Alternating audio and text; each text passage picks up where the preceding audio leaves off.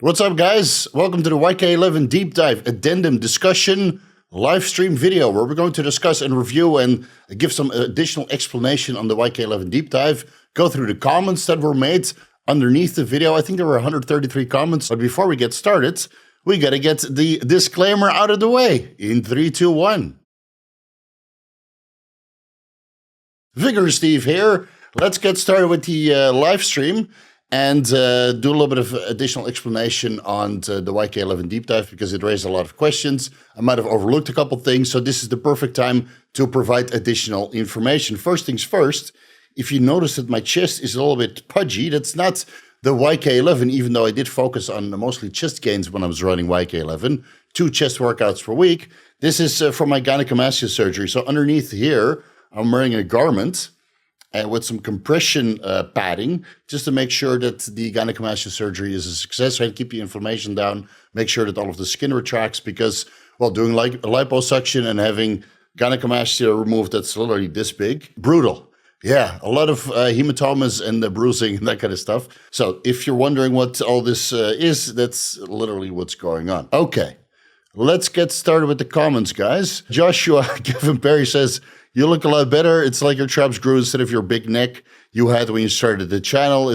I'm almost wondering if your head is shrinking." Well, based on my puffy face right now, or reintroducing the growth hormone, I would say that that's definitely not the case, but I'll take that compliment. The work you put into your content is top tier. Much appreciated. All right, already loved. And here's the first anecdotal report from YK11. So BKB Jeza says, "Cheers for the deep dive, Steve. The 3 to 4 weeks I've been trialing 20 milligrams YK11 oral daily, 10 milligrams sublingually in the morning and evening, a base cycle of 250 milligrams testosterone enanthate, 200 milligrams masteron enanthate to replace the AI I was given because I aromatize heavily. Starting DEXA body fat scan was 8%, let's say, up 7% fasted. Visually, there's minimal change to body composition, slightly less glutamine quads, mixation, definition, huge increase in fullness, some increase in dryness. So it looks like he got a little bit more puffy, but at least also a little bit drier. Increase in vascularity too, and already a bit of signs again in some specific targeting weaker body parts.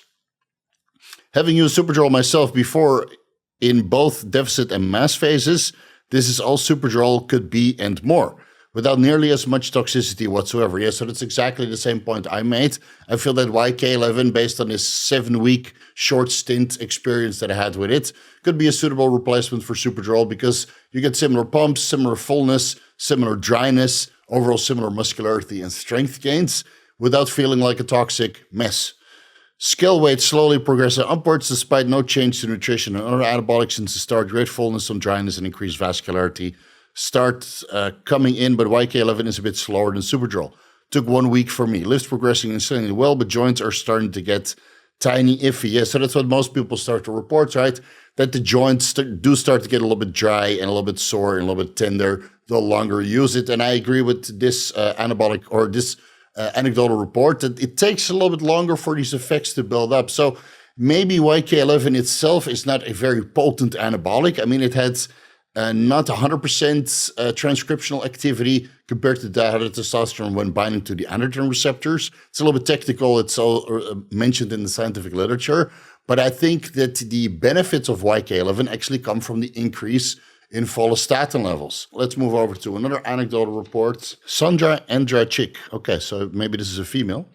Let's see. "I've been using the injectable version and you definitely feel it. It gave me a hardened feel. 20 milligrams a day with 300 milligrams testosterone a week, 100 milligrams Stresolone a week, 150 Primo per week.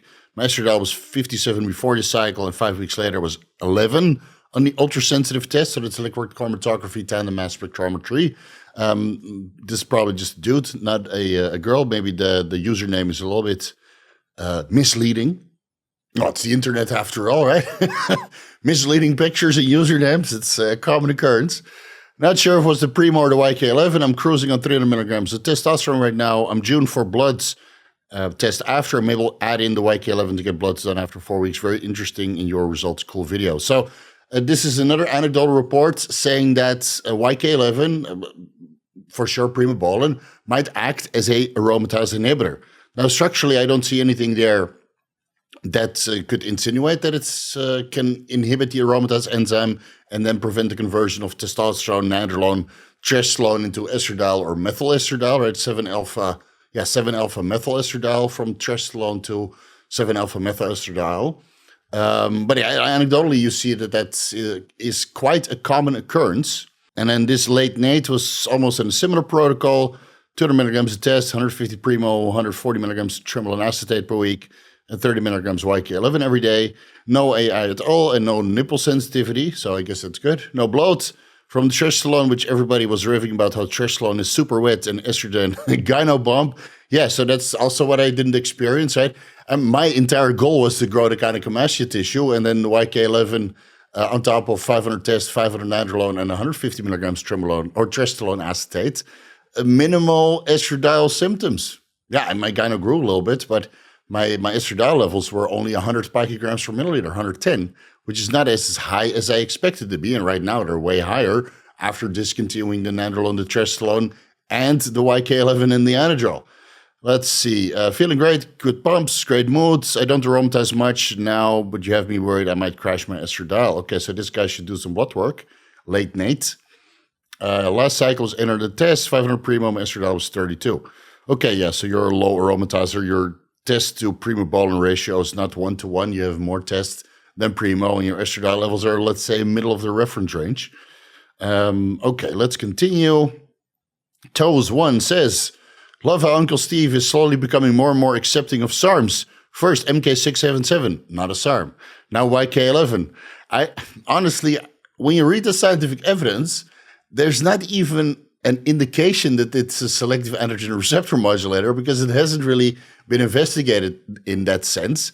There was no Hirschberger bioassay, which you would otherwise expect for a SARM classification like you see with LGD or Osterine. Maybe I should have included this in the deep dive, but it was already 30 minutes, right? And you want to keep time efficient. That's why I'm mentioning it here. So when you go through the scientific evidence, there's very little indication that YK11 is actually a SARM, even though there might be less transcriptional activity compared to diet testosterone. You don't really see a traditional Hirschberger bioassay comparing YK11 to diet testosterone or maybe testosterone or methyl testosterone as another reference standard.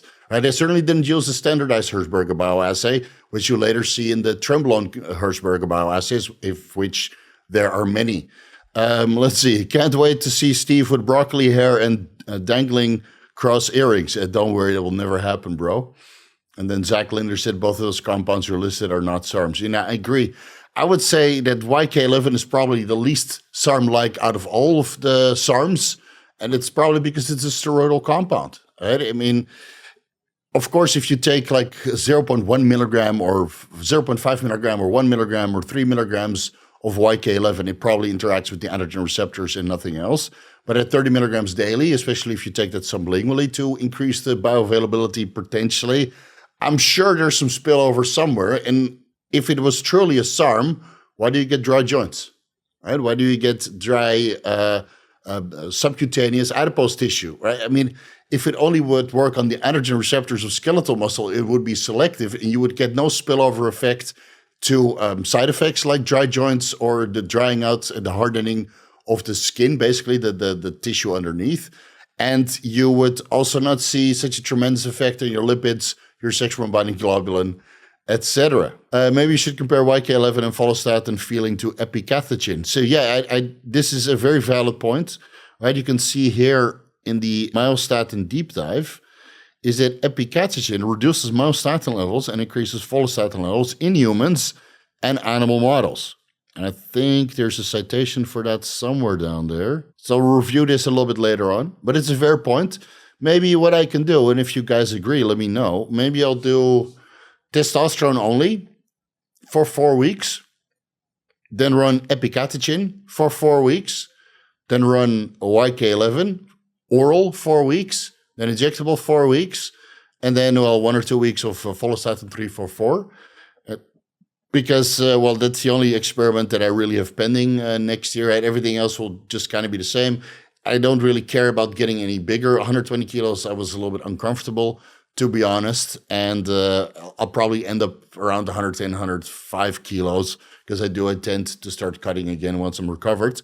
So let me know in the chat and down below in the comment section what you feel about this protocol, right? 4 weeks Epicatechin, 4 weeks oral YK11, then 4 weeks injectable YK11, and then, 2 weeks of injectable Follistatin.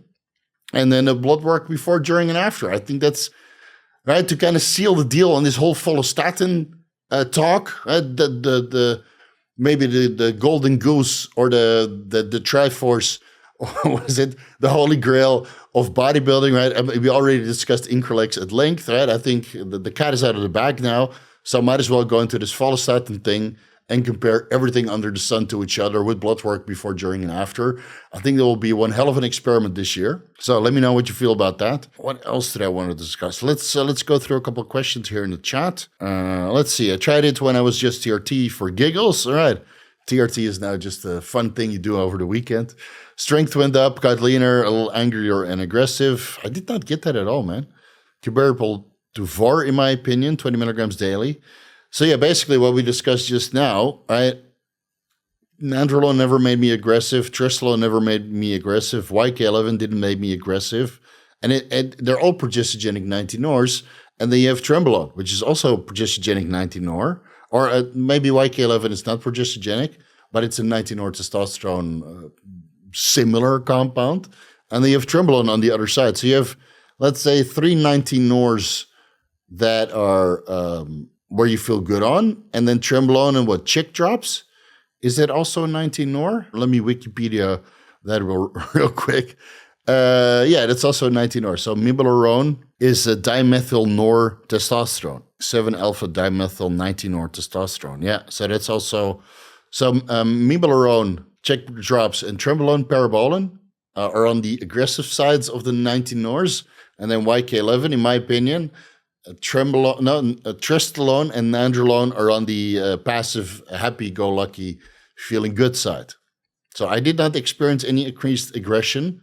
Yeah, maybe you were on Anavar or maybe on Winstrol. Again, it's the gray area peptide websites. You never really know what you get, right? But comparing the joint dryness of YK11 to Winstrol, I mean, Winstrol wins that battle hands down. If you take 30 milligrams of oral Winstrol, you literally feel like glass, dude. You feel horrible after a couple of weeks. Chase Aarons. All right. Final guest appearance before we close it off. Steve, I took YK11 and it ruined my face. What do I do? Well, you ask your wife to sit on it, and then you get a moisturizing effect. I mean, look at my face. That's what happened to me. You get like a moisturizing effect. It's a little bit greasy though, but then it's less bad than before, right? So if you look a little bit dry and look a little bit aged, just ask the wife to sit on it and rock back and forth vigorously, and then everything will be okay, right?